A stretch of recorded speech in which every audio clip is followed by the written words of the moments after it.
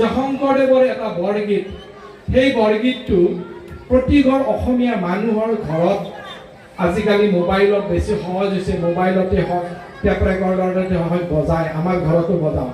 এই বৰগীতটো হ'ল শুন শুন ৰে সুৰ বৈৰী প্ৰমাণ, হে শুন শুন ৰে সুৰ বৈৰী প্ৰমাণ। মই গান গাব নাজানো, মই জাষ্ট মনত পেলাই দিছোঁ আপোনালোকক।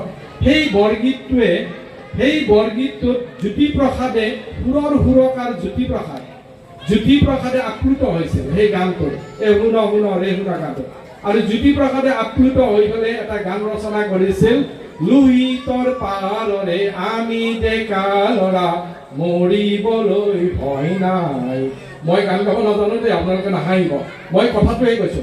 লোহিতৰ পাৰৰে আমি ডেকা ল'ৰা মৰিবলৈ ভয় নাই। শংকৰদেৱৰ বৰগীতৰ শুন শুন ৰে সুৰ, সেই গানটোৰ সুৰৰ মাধ্যমত জ্যোতিপ্ৰসাদে কৈছিল লোহিতৰ পাৰৰে আমি ডেকা ল'ৰা মৰিবলৈ ভয় নাই।